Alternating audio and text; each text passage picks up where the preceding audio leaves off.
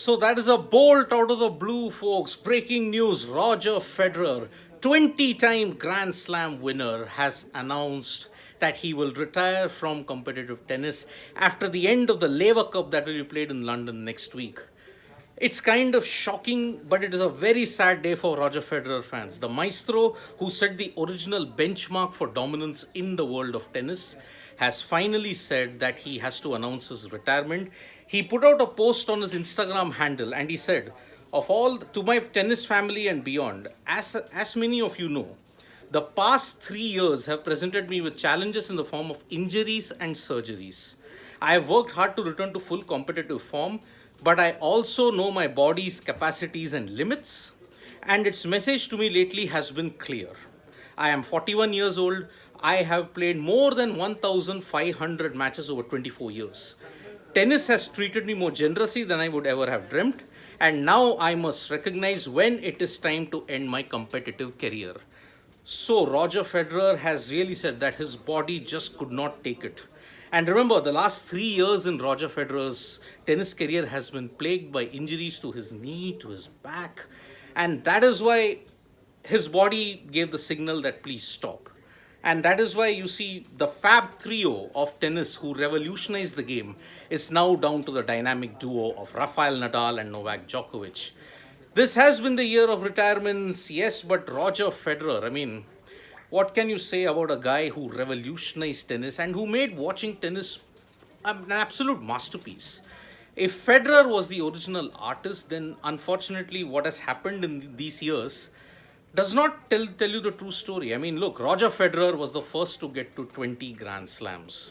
He was also the first guy to actually complete the career Grand Slam, even before Nadal, even before Novak Djokovic.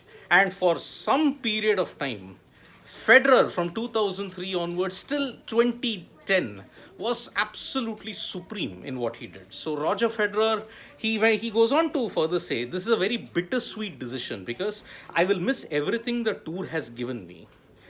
And then he's gone on to thank his wife Mirka, who also played, by the way, competitive tennis for a certain period of time. She also represented Switzerland, but unfortunately, she could not compete in tennis a lot more due to frequent injuries. So that is why. I would also like to thank and recognize my loving parents and my dear sister. I really want to thank and acknowledge my amazing team. And he's also gone on to thank competitors and everybody else. The last 24 years on the tour, 1998, imagine folks, he became a pro in 1998, and 24 years, out of which from 2003, 20 Grand Slams, 103 ATP titles, just 6 behind the legendary Jimmy Connors. It's been a true treat to watch. And he goes on to say that when my love of tennis started, I was a ball kid in my hometown of Basel. I used to watch the players with a sense of wonder. They were like giants to me, and I began to dream. My dreams led me to work harder, and I started to believe in myself. Some success brought me confidence, and I was on my way to the most amazing journey that has led to this day. So, yes, lot of Federer fans will really be anguished today because if you started watching tennis from the period of the 2003 period, you can say that you had witnessed one of the golden chapters in the sport. The clashes that Federer had with Djokovic, Nadal, especially against Rafael Nadal, was magnificent, and it elevated the sport of tennis to a massive level. Federer's coming of age moment came in Wimbledon when he had defeated Pete Sampras, and that was hailed as the passing of the torch moment in world tennis.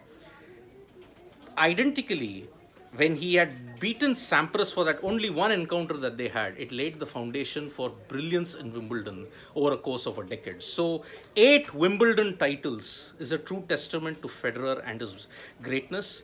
5 US Open, 6, you may say, Australian Open, and 1 French Open. You may say that that French Open was probably a fluke, but man, he capitalized on the moment and he won it because Robin Soderling had knocked Nadal out, and that is why Federer defeated Soderling in the final. If that is one thing that goes against Federer, is that he never managed to beat Rafael Nadal when he was at his peak. But those are slight blemishes in a legendary career, both on court and off the court. So Roger Federer, 20 Grand Slams and 103 titles, has announced his retirement from competitive tennis at the age of 41. The Laver Cup, which will be held next week in London, will be his last competitive tournament. And thus, there ends the fabulous journey of the trio.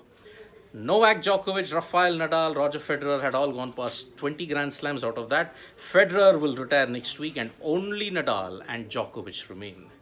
The trio won a total of 64 Grand Slams in the space of 2003 to 2022. 19 glorious years, 64 Grand Slams. Federer dominated Wimbledon. Djokovic kind of dominated the Australian Open. Nadal, as always, dominates the French Open.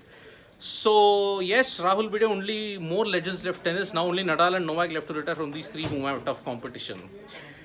Yeah, Raman Singh, no gold in Olympic singles as well. Yeah, but again, nitpicking to a truly remarkable and unbelievable career in Roger Federer. So there will be more tributes. There will be more and more appreciation from Roger Federer as the week draws to a close. So stay tuned to Sports Today for all the latest news and updates that we will bring you from Roger Federer's retirement. Press the like, comment and share button, and don't forget to follow all the stories that are uploaded on SportsTak English website as well as the SportsTak app. Thank you.